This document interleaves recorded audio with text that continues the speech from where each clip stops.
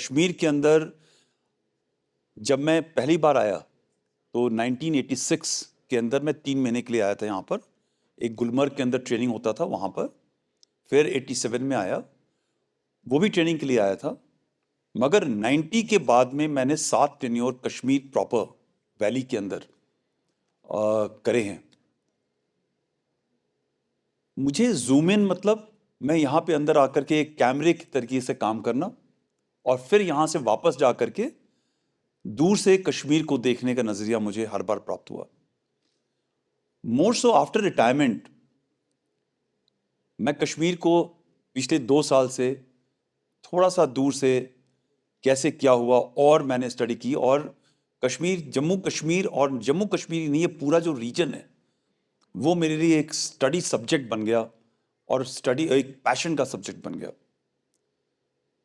मैंने क्या देखा है, मैंने यहाँ पर एक समरी के अंदर बताऊंगा कि कुछ लोग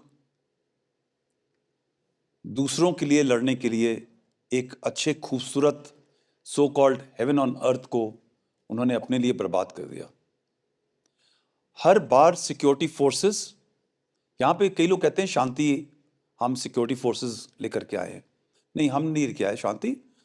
जब तक पब्लिक का साथ ना हो, सिविल सोसाइटी का साथ ना हो, कोई भी कॉन्फ्लिक्ट एरिया के अंदर शांति नहीं आ सकती।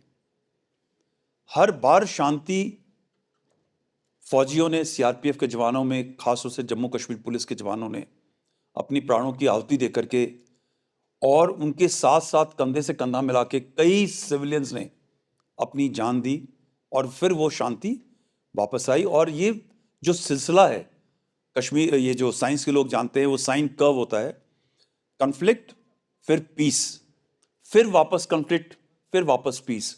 ये सिलसिला दौर चलता रहा। जब शांति का, जब कॉन्फ्लिक्ट हो जाता था तो कई लोग यहाँ से बाहर निकल जाते थे। फिर जब शांति हो जाती है तो फिर कई लोग उस शांति को एंजॉय करने के लिए वापस आ जाते हैं। ये जो सिलसिला मैंने देखा है एक एक्सप्लॉयटेशन का, कश्मीरी पॉपुलेशन का, ये दुनिया के अंदर एक मिसाल है। क्योंकि इतनी खूबसूरत जगह दुनिया में और कई जगह हैं, मगर वहां के लोगों ने ये यकीन किया कि उनका एक्सप्लॉयटेशन ना हो किसी और के लिए।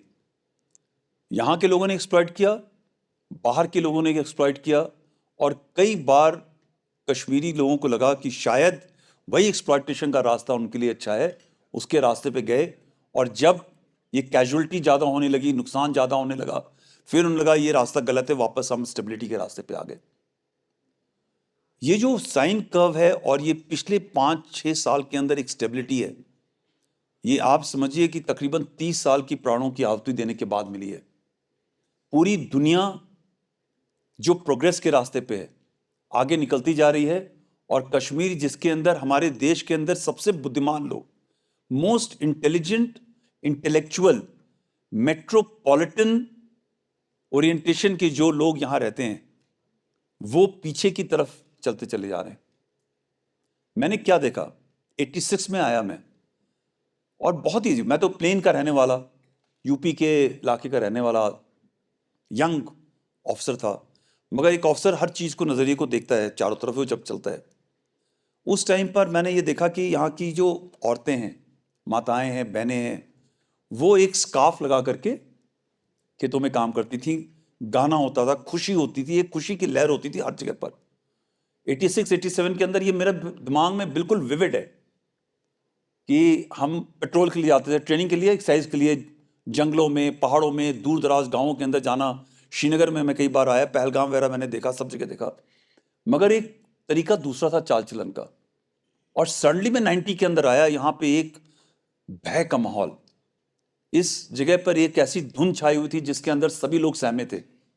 लोग फौज से कम सहमे थे, वो आपस में एक दूसरे से ज्यादा सहमे थे। क्योंकि पड़ोसी का जो गन है, उसका बेटा जिसने गन उठाया, वो अपनी प्रोटेक्शन, अपनी बच्चों के लिए, अपनी बहन के लिए ही गन नहीं उठाया था, वो दूसरे की बहन के ऊपर उसकी आंखें टिकी हुई थी, उसके लिए भी गन उठाया।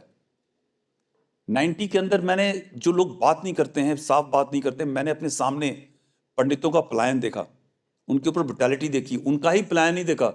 जो सेंसिबल मुसलमान था यहाँ पे, उसका भी पलायन देखा। अगर आपने पंडित का साथ दिया, यार ऐसे नहीं होना चाहिए, मैं एक बैलेंस्ड आदमी हूं, आपको या आपकी बहू बेटी को भी मार काट दिया गया और आप भाग गए यहां से। ये सब चीजें एक यंग ऑफिसर जिसकी उम्र उस टाइम पर मेरे ख्याल से 20-25 साल के 24-25 साल के आसपास थी, उसने ये सब अपनी आंखों से देखा। फिर मैंने देखा कि किस प्रकार जो लोग आपको इस्तेमाल कर रहे थे, कश्मीर को इस्तेमाल कर रहे थे, किस हिसाब से बाहर के फॉरेन टेररिस्ट ने आकर के, जब बिकॉज कश्मीरी मुसलमानों ने रियलाइज कर लिया ये तो हमारा बेवकूफ़ बन रहा है, ये आज़ादी वगैरह तो मिली नहीं है, हमको ये चाहते हैं कुछ और करना, तो उन्होंने सडनली हथियार छोड़ना शुरू किया और फिर किस प्रकार से बाहर के विदेशी टेररिस्ट ने आकर के यहाँ पे एक काम करना शुरू किया जो और भी भयावह था, दयनीय था।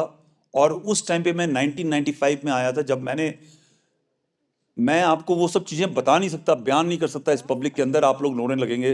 वो मैंने ऐसी ऐसी चीज़ें सिविलियंस के साथ देखी हैं। मुझे यकीन है कि जो एक सीनियर यहाँ पर महिलाएं हैं, जो माताएं हैं, जो उस टाइम पे थी, वो आपको ये नरेट कर सकती हैं कि उनके साथ में क्या क्या हुआ या उनके बच्चों के साथ में क्या हुआ।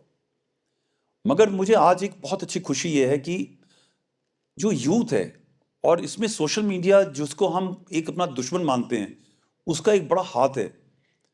यूथ को मैंने देखा है ये चीज़ समझते हुए कि उसका एक्सप्लॉयटेशन कैसे हो रहा है।